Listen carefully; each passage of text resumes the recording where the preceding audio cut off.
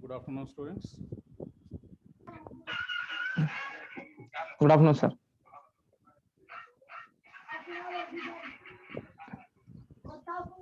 Okay, are you hearing my voice? వినిపిస్తుంది sir. Okay, right. Thank you. We'll wait for 1 or 2 minutes. Any others may join again. Okay sir. Okay. Okay sir. Okay. So before that, we'll do one thing. Can you give me 1 or 2 points what we discussed in our last class? China civilisation గురించి sir. Okay. ఇంకా అంటే వారి యొక్క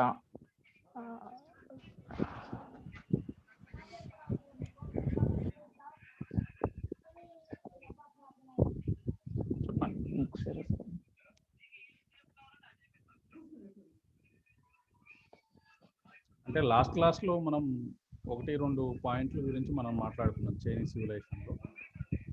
అవును sir. So అవి ఏం మాట్లాడుతున్నాం, ఏం చెప్తున్నాం అంటే చైనా సివిలైజేషన్ లో లభించిన ఆధారాలు సార్. ఓకే. వాళ్ళ యొక్క వస్తువులు ఉత్పత్తి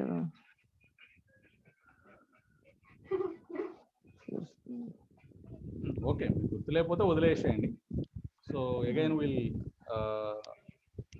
see once again. We'll recap the points, no problem.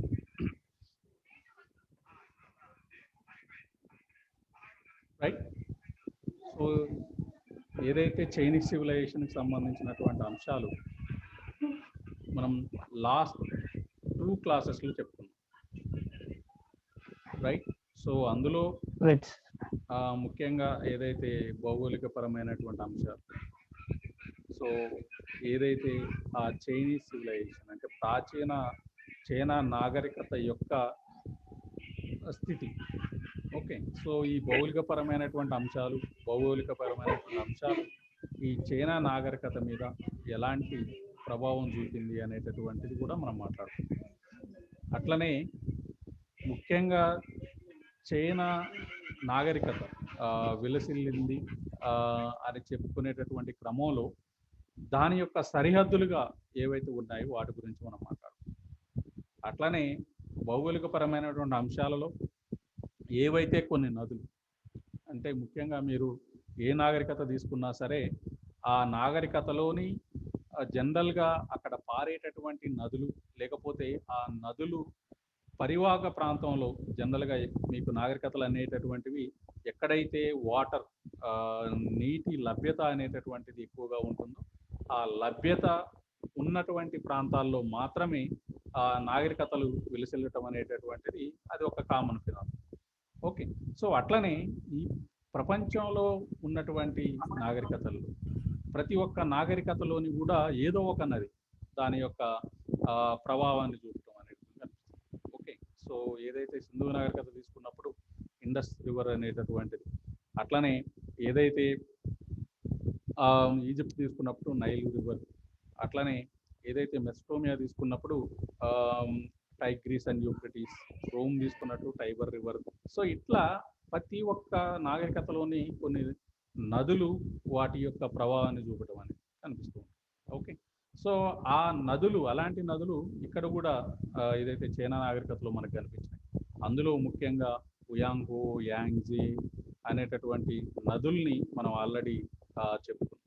Okay. So ఇవే కాకుండా అమూర్, లియావో ఈ రెండు కూడా ఏదైతే నార్థన్ పార్ట్ అంటే ఉత్తర భాగంలోని ఏదైతే ఈ చైనా ఉత్తర భాగంలో మనం చెప్పుకున్నట్లయితే మంచూరియా అనేటటువంటి ఒక భాగం మనకు కనిపిస్తుంది. సో ఇక మంచూరియాలోని ఏదైతే ఈ పారుతున్నటువంటి బాగా ఉత్తర మంచూరియాలో పారేటటువంటి అమూర్ నది, అట్లనే దక్షిణ మంచూరియాలో పారేటువంటి లియావో, ఈ రెండు నదులకు సంబంధించినటువంటి అంశాలు, అట్లనే మధ్య చైనాలో పారేటటువంటి యాంగ్జీ రివర్, ఉయాంగో ఈ రెండు రివర్లకు సంబంధించినటువంటి అంశాలు కూడా మనం మాట్లాడుతున్నాం. అట్లనే సరిహద్దులుగా ఉన్నటువంటి పర్వతాలు కానీ లేకపోతే సముద్రాలు కానీ ఏవైతే ఉన్నాయో వాటి ప్రభావితం అవి వాటి ద్వారా జరిగినటువంటి ఏదైతే ప్రభావం, అట్లనే అక్కడ విలసిల్లినటువంటి లేదా ప్రారంభమైనటువంటి ఏదైతే కొన్ని పాలక వంశాలు ఏదైతే అక్కడ జరిగినటువంటి రాజకీయపరమైనటువంటి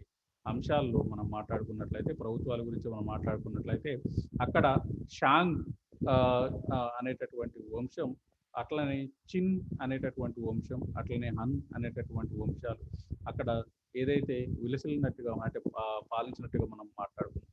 సో ఇవన్నీ కూడా అంటే షాన్ అనేటటువంటి వంశం, అదే చైనీస్ భాషలో మనం చెప్పుకున్నట్లయితే ఒక పర్వతం అనేటటువంటి ఒక అర్థం వచ్చేటటువంటి ఆ పేరు మనకు కనిపిస్తూ ఉంటుంది. అంటే పర్వతాలు అంటే ఏదైతే భౌగోళికపరమైనటువంటి అంశాలు చైనా నాగరికత మీద ప్రభావం చూపింది అనడానికి ఇవి మనం ఉదాహరణగా చెప్పుకోవచ్చు. ఓకే, సో ఈ అంశాలు మనం లాస్ట్ క్లాస్లో చెప్పుకున్నాం. అట్లనే సామాజిక పరమైనటువంటి అంశాలు అంటే సాంఘిక పరమైనటువంటి పరిస్థితులు, ఏదైతే సోషల్ స్ట్రక్చర్కి సంబంధించినటువంటి అంటే అక్కడ ఉన్నటువంటి సొసైటీలో ఉన్నటువంటి డివిజన్ కానీ, అట్లనే ఆ డివిజన్లో మనం చెప్పుకున్నట్లయితే అంటే ముఖ్యంగా మనం 2 రకాల డివిజన్లుగా మనం మాట్లాడుకున్నాం. ఒకటి ధనిక వర్గం, ఇంకొకటి ఏదైతే కింద వర్గంగా మనం మాట్లాడుకున్నాం. ఓకే, సో ధనిక వర్గంలో ముఖ్యంగా ఏదైతే పాలక వర్గం, అట్లనే పాలక వర్గానికి అటాచ్డ్గా ఉన్నటువంటి ఏదైతే కుటుంబాలు ఏవైతే ఉన్నాయో అవన్నీ కూడా ఈ ధనిక వర్గంలోని, ఇందులో భూస్వాములు అనేటటువంటి వాళ్ళు ఉంటారు, అట్లనే వడ్డీ వ్యాపారులు అనేటటువంటి వాళ్ళు ఉంటారు, అట్లనే ఇంకా ఏదైతే ఒక నోబుల్స్ అని చెప్తాము మనం. ఓకే, సో ఆ నోబుల్స్ అనేటటువంటి క్లాస్ ఏదైతే ఈ పాలక వర్గానికి అటాచ్డ్గా ఉండేటటువంటి, ఎప్పుడు వాళ్ళని అంటిపెట్టుకొని ఉండేటటువంటి నోబుల్స్ అనేటటువంటి క్లాస్, ప్రీస్ట్లీ క్లాస్ అనేటటువంటివి, ఇవన్నీ కూడా మనకి ఈ ధనిక వర్గంలో కనిపిస్తాయి. ఇక కింది వర్గాల గురించి మనం మాట్లాడుకున్నట్లయితే, కింది వర్గాల్లో అయితే ఏదైతే ఒక ధనిక వర్గం అని చెప్పుకున్నామో, ధనిక వర్గం షీ అనేటటువంటి ఒక పదంతో చూపించేటటువంటి వాడు. ఓకే, సో అట్లనే ఏదైతే కింద ఉన్నటువంటి వర్గాన్ని మనం 2 రకాలుగా మనం డివైడ్ చేసుకున్నాం. ఓకే, సో ఒకటి traditional class, non traditional class. Okay, so ఇక్కడ ట్రెడిషనల్ క్లాస్లో మనం ఏదైతే చెప్పుకున్నామో ముఖ్యంగా అందులో ఎక్కువ మంది రైతు కుటుంబాలు అనమాట. అంటే రైతు కుటుంబాలు అంటే వ్యవసాయం మీద ఆధారపడి ఉన్నటువంటి కొంతమంది ఏదైతే భూమి కలిగినటువంటి వాళ్ళు, అట్లనే భూమి లేకపోయినా సరే ఏదైతే కౌలుదారులుగా అంటే భూమి ఉన్న వాళ్ళ దగ్గర నుంచి భూమి తీసుకొని అంటే కొంతకాలానికి లీజుకు తీసుకొని వాళ్ళు ఏదైతే వ్యవసాయం చేసుకునేటటువంటి ఒక వర్గం. సో వీళ్ళందరూ అంటే వ్యవసాయం మీద ఆధారపడేటటువంటి ఒక వర్గం ఏదైతే ఉందో అదొక వర్గం.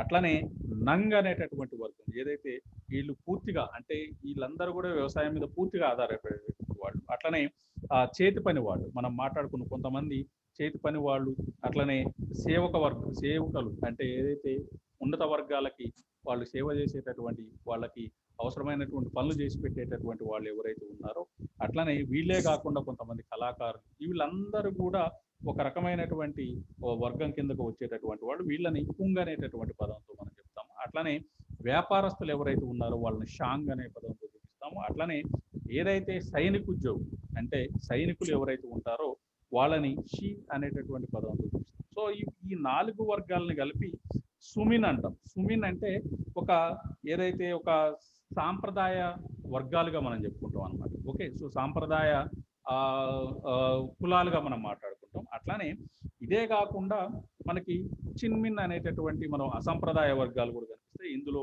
ఏదైతే గాయకులు, నటులు, సంగీతవేత్తలు, అట్లనే ఇంకా కొంతమంది వెట్టి చేసేటటువంటి వాళ్ళు, అంటే మనకి భూమి లేనటువంటి ఒక రకమైనటువంటి వర్గం కౌలుదారులు ఎవరైతే ఉన్నారో వాళ్ళు కాకుండా పూర్తిగా ఏదైతే వెట్టి చేసేటటువంటి వాళ్ళు అంటే వ్యవసాయం అంటే భూమి కలిగినటువంటి భూస్వాముల దగ్గర కానీ లేకపోతే పెద్ద పెద్ద ఏదైతే వ్యవసాయదారులు ఉంటారో వాళ్ళ పొలాల్లోనే కాకుండా వాళ్ళ ఇంటి పనులు కూడా చూసేటటువంటి ఒక రకమైనటువంటి వెట్టి వర్గం ఏదైతే ఉందో వీళ్ళందరూ కూడా అసంప్రదాయ వర్గాలుగా మనం మాట్లాడుకుంటాం. అంటే చిన్మిన్ అనేటటువంటి ఒక అసంప్రదాయ వర్గం, అట్లనే షూమిన్ అనేటటువంటి ఒక సాంప్రదాయ వర్గం కూడా మనకి ఈ కింది కులాల్లో కనిపిస్తుంది.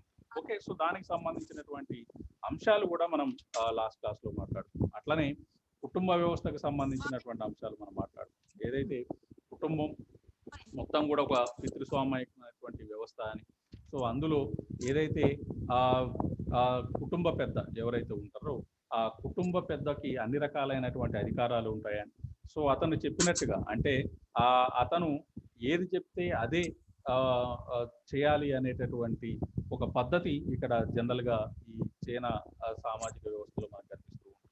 ఓకే, సో ఇక్కడ చూసుకున్నట్లయితే అంటే ఈ పితృస్వామైనటువంటి వర్గంలో అంటే తండ్రి లేదా ఇంటి పెద్ద ఎవరైతే ఒక ఇంటి పెద్దగా కాకుండా ఒక మతపరమైనటువంటి పెద్దగా కూడా అతను వ్యవహరిస్తాడు. ఎందుకంటే కొన్ని గోత్రాలను పోలినటువంటి కొన్ని కుటుంబాలతో కూడినటువంటి ఒక గ్రూప్ అనేటటువంటిది మనకు కనిపిస్తుంది. గోత్రం అనేటటువంటి పదం వాడ వర్తించదు. కానీ ఏదైతే భారతదేశ సమాజంలో గోత్రము అనేటటువంటి కొన్ని కుటుంబాల కలయిక ఎలా అయితే ఉంటుందో ఇక్కడ కూడా ఒక రకమైనటువంటి గ్రూప్ మనకు కనిపిస్తూ ఉంటుంది.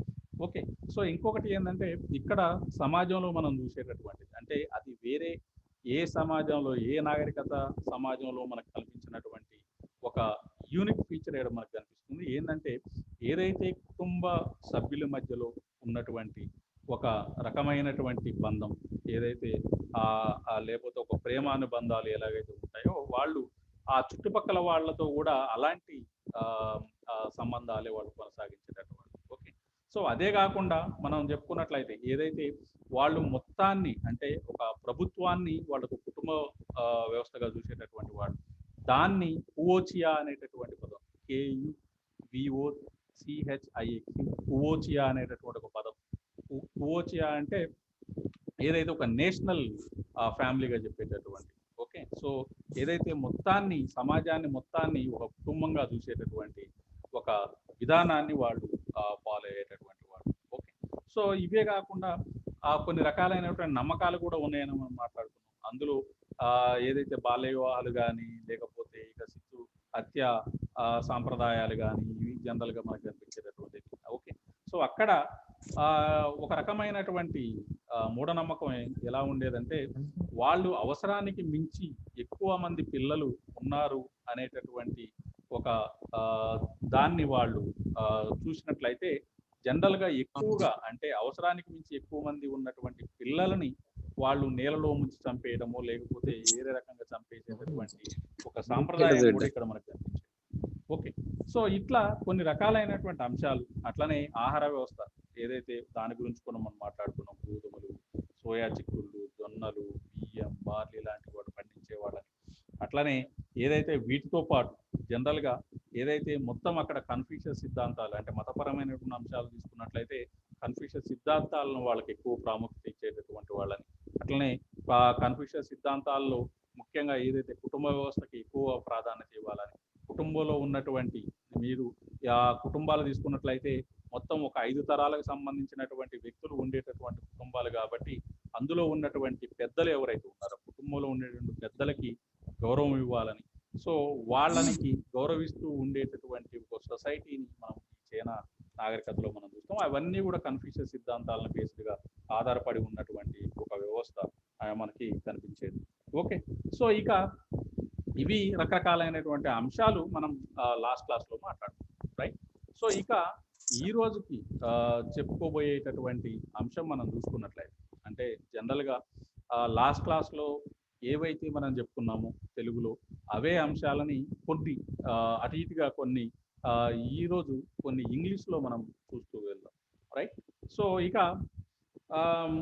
యాజ్ యూజువల్గా ఏదైతే మనం క్లాసు మొదలు పెట్టడానికంటే ముందు ఏదైతే అందరూ ఒకసారి అన్మ్యూట్ చేసుకున్నట్లయితే అంటే జనరల్గా మనం రోజు ఫాలో అవుతున్నటువంటి ప్రతి క్లాస్లో ఫాలో అవుతున్నటువంటి అంశమే కాబట్టి సో మీరందరూ ఒకసారి మీ వీడియోస్ అన్మ్యూట్ చేసుకున్నట్లయితే ఒకసారి తర్వాత నేను ఏదైతే నా స్క్రీన్ షేర్ చేస్తాను అట్లనే మనం ఈరోజు క్లాస్లోకి వెళ్ళిపోతాం. సో అందరూ ఒకసారి మీ వీడియోస్ ఓపెన్ చేయండి.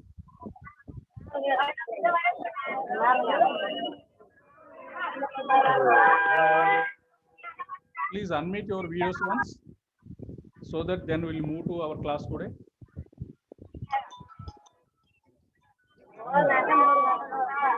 Everyone please.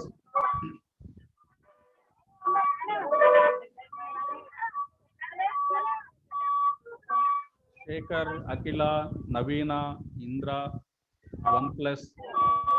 Who is this 1+?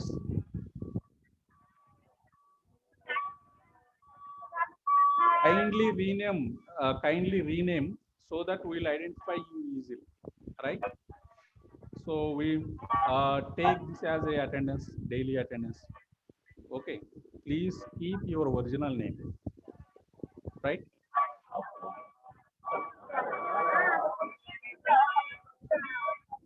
Okay.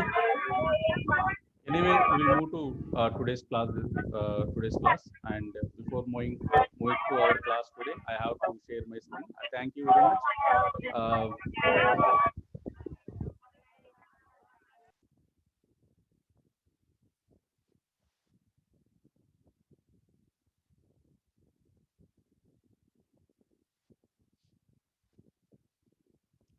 Are you getting my screen?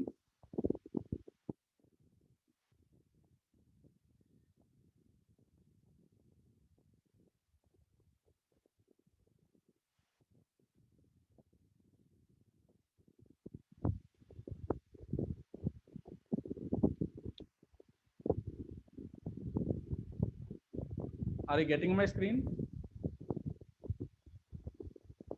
కనిపిస్తుంది sir. Okay, right. So this is right. This is a roughly map of this Chinese civilization. It's a current map. Okay. So and by side of this map, you are watching the yellow river. You are finding the yellow silk, which gives the Huyango as a yellow river. Okay, so మనం మాట్లాడుకున్నాం last క్లాస్లో yellow river గురించి మాట్లాడుకునేటప్పుడు ఆ పరివాహక ప్రాంతాల్లో ఏర్పడినటువంటి ఒండ్రు మట్టి ఏదైతే ఒక ఎల్లో కలర్లో కనిపిస్తూ ఉంటుంది కాబట్టి సో దాన్ని చూసి అంటే ఆ ఒండ్రు మట్టి ఎల్లోగా ఉండటం ద్వారా మాత్రమే దా హుయాంగో రివర్ని ఎల్లో రివర్గా పిలవటం అనేటటువంటిది జరుగుతుంది అనమాట. మీరు చూస్తున్నారు ఇక్కడ జనరల్గా చాంగ్ జియాంగ్ దాన్నే యాంగ్జీ రివర్ అంటారు. సో యాంగ్జీ రివర్ అనేటటువంటిది ఒకటి మనకు కనిపిస్తుంది. హుయాంగో మీకు కరెక్ట్గా సెంట్రల్ చైనాలో పారేటటువంటి ఒక రివర్గా మనం మాట్లాడుకోవచ్చు. ఇక పైన మీకు గోబీ డిజర్ట్ మనకు కనిపిస్తూ ఉంటుంది. సో ఈ గోబీ డిజర్ట్ పక్కన మనం చూసుకున్నట్లయితే జనరల్గా ఏదైతే పైన ఈ ప్రాంతం ఏదైతే ఉందో ఇది సైబీరియన్ ప్రాంతానికి దగ్గరగా ఉన్నటువంటి ప్రాంతం కాబట్టి ఇక్కడ మీకు మంచూరియా ఏదైతే రీజన్ ఉంటుందో ఇందులో మీకు రెండు రకాలైన అమూర్ అండ్ అట్లనే లియావో రెండు రివర్లు మనకు కనిపిస్తాయి. సో సదరన్ మోస్ట్ పార్ట్లో మీకు ఏదైతే అమూర్ రివర్ ఉంటుంది కాబట్టి సో అమూర్ రివర్ సైబీరియన్ ప్రాంతానికి దగ్గరగా ఉంటుంది కాబట్టి అది వేసవి కాలంలో మాత్రమే అది ఒక నదిలాగా మీకు కనిపిస్తూ ఉంటుంది. సో ఇక మిగతా కాలాల్లో మొత్తము గడ్డగట్టి ఒక మంచులాగా ఉంటుంది అనమాట. ఓకే, సో ఇక ఇవే కాకుండా గోబీ డిజర్ట్ అట్లనే మీకు ఈస్టర్న్ పార్ట్లో తీసుకున్నట్లయితే రకరకాలైన పసిఫిక్ ఓషన్, ఎల్లో సీ ఇవన్నీ మనకి కనిపిస్తాయి. సో ఇక నార్థన్ పార్ట్లో హిమాలయ రీజన్ మీకు కనిపిస్తున్నటువంటిది. సో ఇక్కడ తక్లిమాన్ డిజర్ట్, గోబీ డిజర్ట్ మీకు సౌత్ నార్త్ వెస్టర్న్ అట్లనే నార్థన్ పార్ట్లో మీకు ఉన్నటువంటి. ఓకే, సో వీటికి సంబంధించినటువంటి అంశాలు ఆల్రెడీ మనం మాట్లాడుకున్నాం. అట్లనే ఏదైతే అంటే జనరల్గా కొన్ని పదాలు ప్రతి ఒక్క సివిలైజేషన్లో కొన్ని రకాలైనటువంటి సపరేట్ టర్మ్స్ మనకు కనిపిస్తూ ఉంటాయి. ఇక్కడ కూడా ఏదైతే చాంగ్ జియాంగ్ ఇన్ ఈస్టర్న్ చైనా అంటే చాంగ్ జియాంగ్ అనేటటువంటిది ఒక ప్లేన్ అనమాట. ఓకే, సో దాన్ని నార్త్ చైనా ప్లేన్గా మనం మాట్లాడుతాం. ఇది చైనాస్ హార్ట్ల్యాండ్. ఓకే, సో ఎందుకు అంటే జనరల్గా మీకు తెలుసు ఇండో గ్యాన్స్టిక్ ప్లేన్ అనేటటువంటిది ఏదైతే భారతదేశానికి ఒక ముఖ్యమైనటువంటి ఒక ప్రాంతంగా మనం అయితే ఇలా చెప్పుకుంటామో సో మీకు తెలుసు చాలా వరకు ఇండస్ వ్యాలీ సివిలైజేషన్ తర్వాత అంటే చాలా మంది ఆర్యన్ నాగరికతలు అంటే ఆర్యన్ ప్రజలు భారతదేశంలో ఏదైతే సింధు నాగరికత నాశనం చేసిన తర్వాత వాళ్ళు సప్త సింధు రీజియన్ నుంచి అంటే సింధు పరివాహక ప్రాంతం నుంచి వాళ్ళు ఇండో గ్యాన్స్టిక్ ప్లెయిన్కి ఎలాగైతే వచ్చి అక్కడ స్థిరపడ్డారో అట్లనే నార్త్ చైనా ప్లెయిన్లో కూడా అది ఒక చైనా నాగరికతకి ఒక గుండెకాయ లాంటిది. సో అక్కడ ఎక్కువ శాతం అంటే ఎక్కువ పాపులేషన్ అక్కడ ఆ ప్రాంతంలో మనకి కనిపిస్తూ ఉంటుంది అనమాట. Densely populated you can observe in the north China plain. Okay, so ఇక్కడ throughout China's long history, its political boundaries have expanded and contracted depending on the strength or weakness of its ruling families. Okay, so అదే కాకుండా అంటే మనం ఏదైతే civilisation అంటే దానికి సంబంధించినటువంటి సివిలైజేషన్కి సంబంధించి మనం మాట్లాడుకున్నట్లయితే fossils remains shows that ancestors of modern humans lived in southwest China about 1.7 million years ago. Okay, so in the North China near Beijing, a Homo erectus skeleton was found, known as Peking man. Okay, so last class లో మనం మాట్లాడుకున్నాం Peking man అనేటటువంటిది ఒక homo erectus skeleton కి సంబంధించినటువంటి ఒక అస్థిపంజరం ఆడ దొరికిందని. Okay, so it remains so that people settle the river valley as much as 5 lakhs years ago. Okay, so ఇక అక్కడ ఉన్నటువంటి ఆ డైనాసిటీస్ మనం చూసినట్లయితే జనరల్గా సివిలైజేషన్స్ సివిలైజేషన్స్ అక్కడ సివిలైజేషన్లో ఏదైతే అక్కడ ఉన్నటువంటి మనం రూలింగ్ డైనాసిటీస్ మనం మాట్లాడుకున్నట్లయితే జనరల్గా షాంగ్ డైనాసిటీని మనం ముఖ్యంగా చెప్పుకోవాలి. అంటే దీనికంటే ముందే మీకు జింగ్ జిన్ అనేటటువంటి ఒక డైనాసిటీ కనిపిస్తుంది, కానీ దీనికి తర్వాత వచ్చినటువంటి షాంగ్ డైనాసిటీ మాత్రమే మనకి ముఖ్యమైనటువంటి డైనాసిటీగా మనం మాట్లాడుకుంటాం. సో అందులో even before the Sumerian settled in the southern Mesopotamia, early Chinese cultures were build farming settlements along with కోయాంగ్. Okay, so around 2000 BC, some of these settlements grew into China's first cities. According to the legend, the first Chinese dynasty, the Xia dynasty, emerged about this time. Its leader was an engineer and mathematician named Hu. Okay, so his flood control and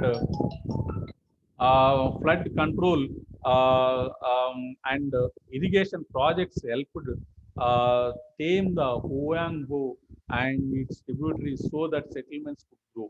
Okay, so the legend Hu reflects the level of technology of a society making the transition to civilization. About the time, the civilization of Mesopotamia, Egypt, and Indus Valley fell to outside invaders. A people called Shang rose to power in northern China. Okay, next dynasty, the Shang dynasty, lasted from around 1700 BC to 1027 BC. Exactly which, when we apply this to the Indus Valley civilization, it is the total, the mature civilization, Indus Valley civilization, which is found in the India. Okay, so atlane it was the first family of Chinese rulers to leave written records, and the Shang kings built elaborate palaces and tombs that have been uncovered by archaeologists, and the artifacts reveal much about the Shang society. అట్లానే మీరు పక్కనే ఇచ్చినటువంటి బాక్స్లో చూసినట్లయితే మీకు ఎవరైతే lady Hao was a wife of king Wu Ding. Okay, so మనం already మాట్లాడుకున్నాం కింగ్ హూ సంబంధించి. సో అతను ఒక ఫస్ట్ రూలర్గా మనం మాట్లాడుకున్నాం. సో అతని భార్య ఎవరైతే ఉన్నారో lady who was the wife of king Wu Ding, a Shang ruler during the 1200 BC. Okay, her relatively small grave contained some 460 bronze artifacts, 750 jade objects, and more than 6880 cowrie shells. Okay, so ఆమె చనిపోయిన తర్వాత, అంటే ఆమె యొక్క tomb, ఆమె ఏదైతే ఒక ఆమె ఏదైతే టూమ్ ఉన్నదో, అంటే ఆమె గ్రేవ్ ఏదైతే ఉన్నదో, అందులో మనం చూసుకున్నట్లయితే రకరకాలైనటువంటి పనిముట్లు ఆమెతో పాటు అక్కడ కనిపించడం అనేది జరిగింది. సో అందులో also found in the tomb besides lady Hao's coffin were the remains of 16 people and 6 dogs. Okay, so ఆమె కఫిన్, ఆమె ఏదైతే ఒక అస్థిపంజరం ఏదైతే ఉందో, కఫిన్ ఏదైతే ఒక ఆ కఫిన్తో పాటు జనరల్గా ఆమెతో పాటు సంబంధం ఉన్నటువంటి 16 మంది వ్యక్తులు, అట్లనే 6 ఏదైతే కుక్కలు ఆమెతో పాటు ఆమెతో అసోసియేషన్ అయి ఉన్నటువంటి కొన్ని రకాలైనటువంటి డాగ్స్కి సంబంధించినటువంటి అస్థిపంజరాలు కూడా మనకు కనిపిస్తాయి. Okay, so writing found in other place reveal A remarkable figure in lady హో in on behalf of her husband. She led more than one military campaign once with a force of 13,000 troops. She also took a charge of ritual dedicated to the spirits of Chang ancestors, a duty reserved for the most distinguished members of the royal family. Okay, so ఇది అక్కడ రకరకాలైనటువంటి ఏదైతే తవ్వకాల్లో బయటపడినటువంటి వాటిలో ముఖ్యమైనది. ఇంకా అక్కడ తవ్వకాల్లో దొరికినటువంటి మనం కొన్ని సిటీస్ గురించి మనం మాట్లాడుకున్నట్లయితే మీకు తెలుసు ఏదైతే ప్రతి ఒక్క సివిలైజేషన్లో కొన్ని రకాలైనటువంటి సిటీలు బయటపడుతుంటాయి. ఇక్కడ కూడా ఎర్లీ సిటీస్ చైనీస్ సివిలైజేషన్ చూసుకున్నట్లయితే among the oldest and most important Shang cities was Anyang. Okay, so Anyang one of the capitals of Shang dynasty. Unlike the cities of Indus Valley or Fertile Crescent, Fertile Crescent is nothing but Mesopotamia. Anayang was built mainly of the wood. Okay, so మిగతా ఏదైతే cities and టౌన్స్లో మీకు concrete in the sense ఏదైతే lime, అట్లనే motor, అట్లనే burnt and baked బ్రిక్స్తో నిర్మాణమైనటువంటి ఆ పట్టణాలను మీరు చూస్తూ ఉంటారు. కానీ ఈ చైనీస్ సివిలైజేషన్లో మాత్రం అనయాంగ్ అనేటటువంటిది ఏదైతే పూర్తిగా కట్టెతో నిర్మాణం, ఏదైతే వుడ్ ఏదైతే ఉన్నదో ఆ కలపతో నిర్మించినటువంటి నిర్మాణాలు మాత్రమే ఇక్కడ కనిపిస్తాయి. Okay, the city stood in a forest clearing. Okay, so the higher classes lived in the timber framed houses with walls of a clay and straw. ఏదైతే అక్కడ ఒక ధనిక వర్గం ఏదైతే ఉందో అది అక్కడ ఈ కలపతో నిర్మించినటువంటి ఇళ్లలో వాళ్ళు నివాసం ఉండేటటువంటి వాడు. ఓకే, సో అండ్ అట్లనే ఆ ఇళ్ళ లోన మనం చూసుకున్నట్లయితే వాల్స్, రకరకాలైనటువంటి గదులు, ఏదైతే క్లేతో నిర్మాణం జరిగినటువంటి గదులు మనకు కనిపిస్తాయి. Okay, so and the peasants and crops people lived in huts outside the city. Okay, so ఆ ధనికులు ఉన్నటువంటి వర్గాలకి నిర్మాణం వాళ్ళు నివసించేటటువంటి ప్రాంతం చుట్టూ ఒక సిటీ వాల్ ఉండేటటువంటిది. అట్లనే ఏదైతే రైతులు, అట్లనే ఇంకా కింది కులాల వాళ్ళు, తరగతుల వాళ్ళు నివసించేటటువంటి వాళ్ళు ఏదైతే కొన్ని గుడిసెల్ లాంటి హట్స్ ఆ సిటీకి బయట ఉన్నటువంటి ప్రాంతంలో నివాసం ఉండేటటువంటి పరిస్థితి మనం ఇక్కడ చూస్తూ ఉంటాం. ఓకే, సో ఇక Shang surrounded their cities with massive earthen walls for protection. అట్లనే the archaeological remains of one city include a wall of packed earth 118 feet wide at its base that encircled an area of 1.2 square miles. It likely took 10,000 men more than 12 years to build such a structure. Like the pyramids of Egypt or the cities of the Indus Valley, these walls demonstrate the Shang rulers' ability to rise and control large forces of the workers. Okay, so Shang peoples needed walled cities because they were constantly waging war. The chariot, one of the major tools of war, was probably first introduced by contact with cultures from Western Asia.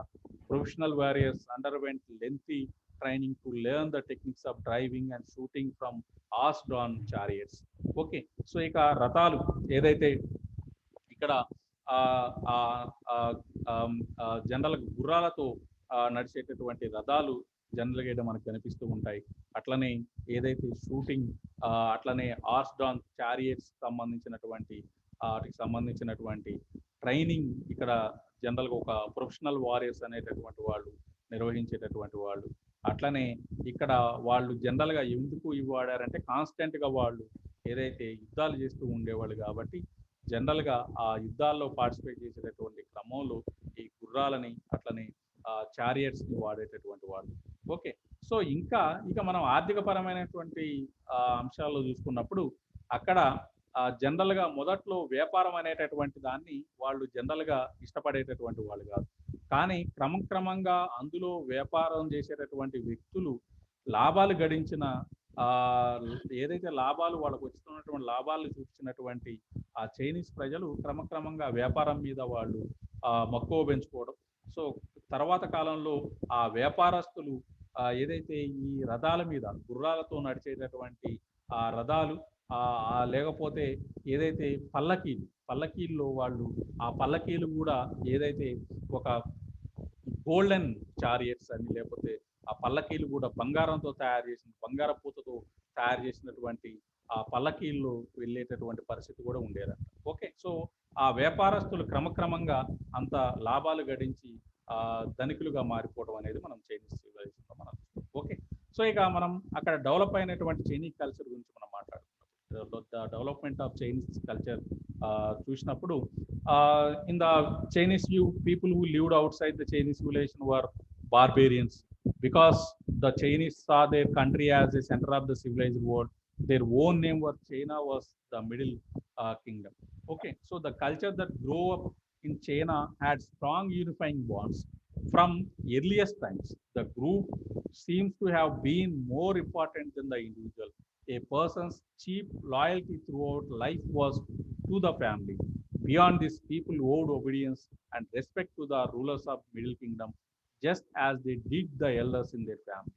Okay, so what we discussed in the earlier class, how according to these Confucius theories and his teachings, where they consider their elders and they maintain a peace and loving relation between their own men who are living in their family, and the same thing they also follow who are neighbors in their civilization. Okay so జనరల్గా అది మనం already మాట్లాడుకున్నటువంటిది ఇంకా when you see the regarding the family was central to the Chinese society. The most important virtue was respect for one's parents. The elder men in the family controlled the family's property and made important decisions. Women, on the other hand, were treated as inferiors. They were expected to obey their fathers, their husbands, and later their own sons. When a girl was between 13 and 16 years old, her marriage was arranged and she moved into the house of her husband. Only by bearing sons for her husband's family could she hope to improve her status. Okay, the same thing you find in the Indian society. When you see the social classes, Shang society was sharply divided between nobles and peasants. A ruling class of warrior nobles headed by a king governed the Shang. These noble families owned the land. They governed the scattered villages within the Shang lands and sent tribute to the Shang rulers in the exchange for the local control. Okay, so all the lands were in the hands of landlords and rich class, so that the lower class may work in the fields of those landlords and these rich class.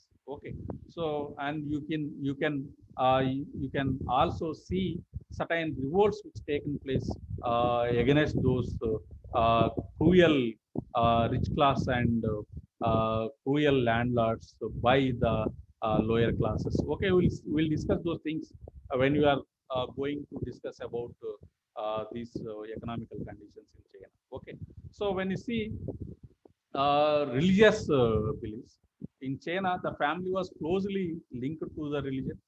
The Chinese believed that spirits of family ancestor had power to bring the fortune, good fortune, or there is good fortune or a disaster to living members of the family. And the Chinese did not regard these spirits as mighty gods. Rather, the spirits were more like troublesome or helpful neighbors who demanded attention and respect. Every family paid respect to the fathers, ancestors, and made sacrifice in their honor. Okay, so though the spirits of ancestors, the Shang consulted the gods.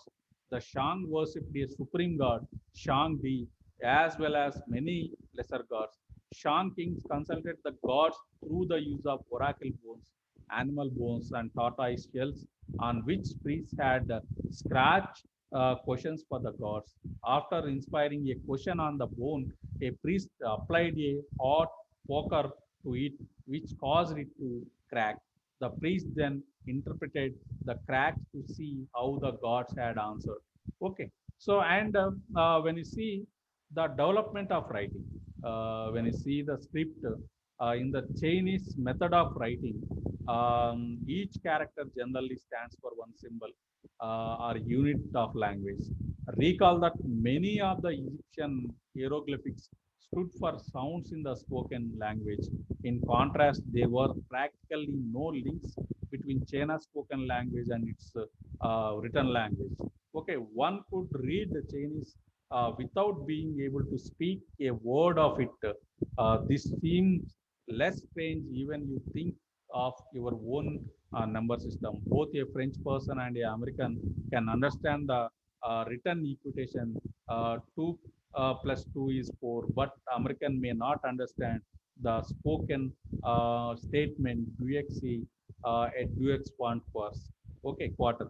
Okay, so the Chinese system of writing had one major advantage. Okay, so people in all parts of China could learn the same system of writing, even if the spoken languages were very different. The Chinese written language helped unify a large and diverse land and made control much easier. The disadvantage of Chinese system was the enormous number of written characters to be memorized, a different one for each unit of language. A person needed no more 1500 characters to be barely literate. To be a true scholar, one needed to know at least 10,000 characters. For centuries, this severely limited the number of literate etiquette Chinese. Okay, so when you see the Chinese writing, this is the script of the Chinese. Okay, so the earliest writing system in the world, including Chinese, Sumerian, Egyptian, developed from pictographs or simplified drawings of objects.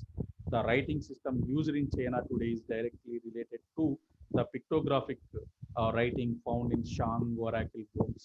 Okay, so this is where the Indus Valley script also you find the pictographic.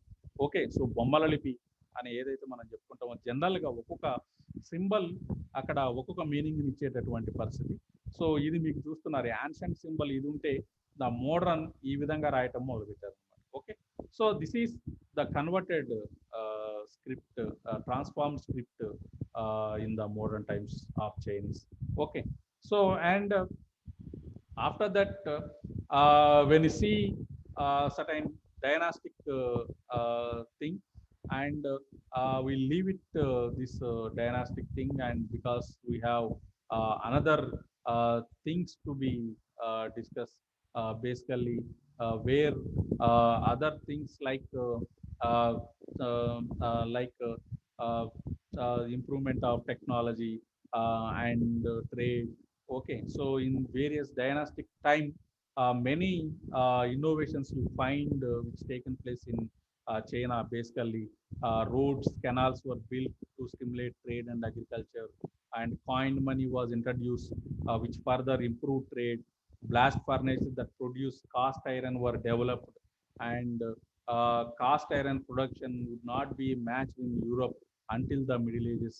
Okay, so the Jew dynastic period used iron to create weapons, especially dagger axes and swords. They also used it for common agricultural tools such as sickles, knives, spades, and iron tools made farm work easier and more productive.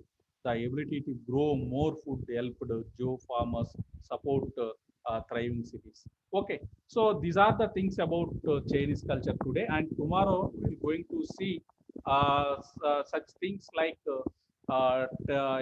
economical conditions first of all, and then we'll move to religious, and then we'll move to other archaeological and architectural contribution. Okay, so we have 1 minute, less than 1 minute of time. And dear students, are you hearing my voice? Are you listening? Yes, sir. వింటున్నాం sir. Okay, right. Regarding Okay, sir. our Chinese civilization, you have any doubts or queries, you may ask now. Sir PDF పంపించండి sir తర్వాత. Yeah, I will post the PDF. And regarding this, you have any other doubts? లేవు sir. Em leva? లేవు sir. Okay, right. అర్థమైంది మంచిగానే. So ఏమన్నా ఉంటే మీరు గ్రూప్లో కూడా మీరు అడగొచ్చు.